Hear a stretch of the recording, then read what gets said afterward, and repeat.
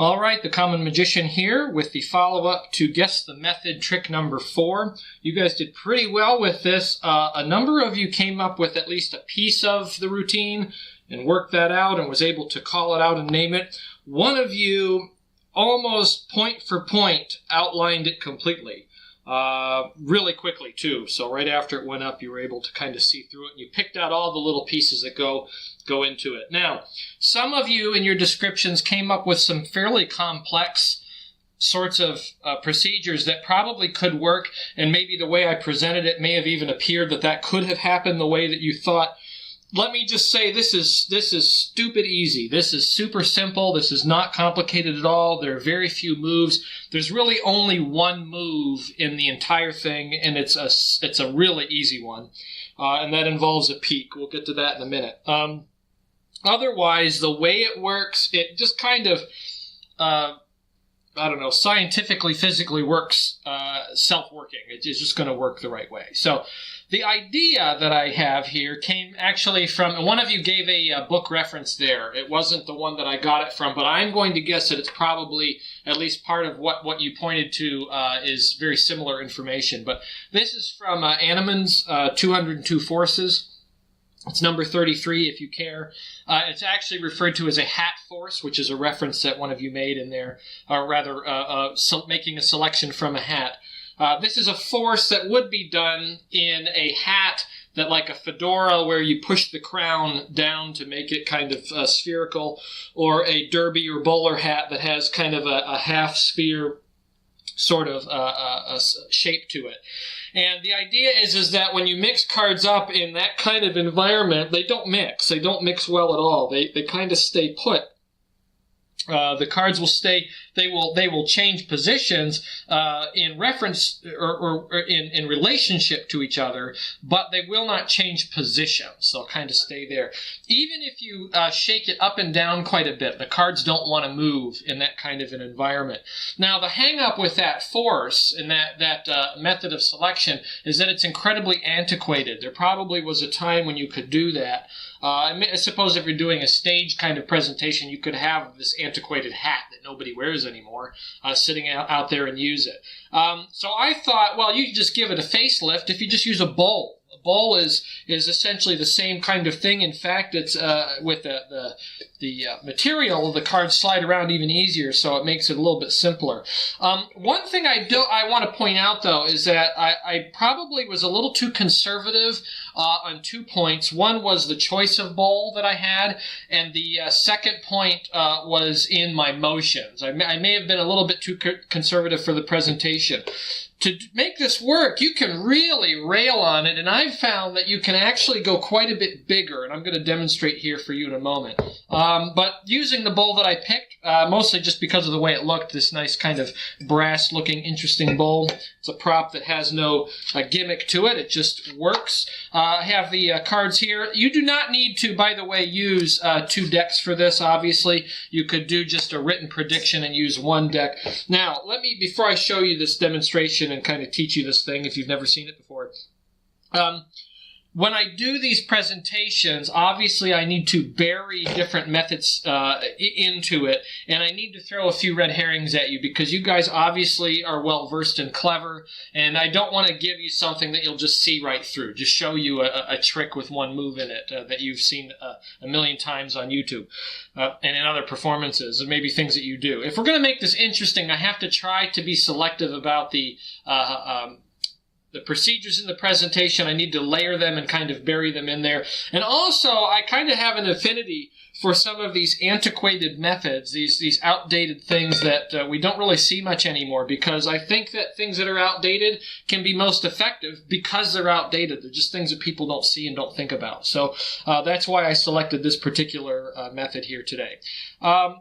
Before I show this to you, let me just go through the procedures. This is how the trick was presented. Again, you could do it with 1 deck. I used 2 decks to make it a little bit more interesting, to kind of throw that switch possibility red herring at you with the very boisterous Mexican turnover fake that I gave you. Obviously, if you wanted to make this perfect, you could just write down a prediction and do this with 1 deck of cards. So if you're ever at a party, you're ever in an environment where you can get a bowl take the chip bowl, take the napkin out of the empty chip bowl, and do this sometime. Here is the procedure. So the cards were shuffled completely by the spectator, and this is a principle I actually covered on a tutorial some time back. It is the idea of forcing a free selection. So you can kind of couple together the idea of a force and free selection, put them together to hide the fact that there is a force in play. So this is using the force more for the revelation than it is for the forcing of an indicated card that you need to get to. And I find that forces used in that way are much more compelling and much harder to see. And that's kind of what I'm doing here. So once the shuffle is done, the audience has actually already made a selection. They've made a selection just with the offset of time. They don't know what their selection is, and they don't know that they've made it. The selection is the top card of the deck. So in this case, it's going to be that one. Now, I don't know what it is. I can't look at it. I have to know what it is for me to force it and know my identity for my prediction. So here's where the peek comes in. What I did is I did a simple, one of you even caught it out, I think you named it, a bubble peek. A bubble peek is a gambling a peek where you take your thumb on the top card and you buckle it. You push it forward so that it buckles up and you can look inside of that space there and see the index. So I know here that it's a 3 of hearts. Now, I did this at a more covert time with a little bit of misdirection. I had my bowl sitting off to the side after the shuffle. When I go to pick up my bowl, I did my peek right here. I pushed forward so behind the lip I could see my index, and then I set the bowl down, and then I immediately got rid of the cards and spread them out, okay? So that is when I did my peek, so I know what I'm going to force, my 3 of hearts. Now, the way the principle works is that if we dump the cards in, you could set the deck right in, but I think it's more interesting if you give it kind of this, this little spring action in there. Obviously, the order hasn't changed. They just kind of spring on top of each other, but to a lay person, it can look scrambled. And actually, if you look at it, in a sense, it is scrambled in terms of its squareness, but the cards are exactly in the same order. Now, if I turn my card that I want to force upside down, you can see what happens in this action. I can give this a circular back and forth motions all I want, and it's going to stay the same. It's not going to move. I can even hop the cards significantly. Now, I can't go too far, or else they're going to fall out. But I can hop them quite a bit because cards don't want to turn over, especially when they're in a pile like that. And unless you get a lot of air in between and you get a great deal of motion, cards do not want to flip. So you can be pretty aggressive with this in moving it around. So if you were doing this in a hat, the traditional way, you could move it a lot. And I probably should have gone a little bit bigger with that. But I do want to show you that you can go even bigger than this bowl. This is about, a little bit bigger than a hat-sized bowl. This is a much bigger bowl. This is starting to get towards a punch bowl kind of thing. It's a big mixing bowl. And the cards sitting in there, you see that there's actually a lot of space. But the concave nature of this lip here prevents the cards from wanting to get around each other. They're all going to move in the same direction as I go in a circular motion.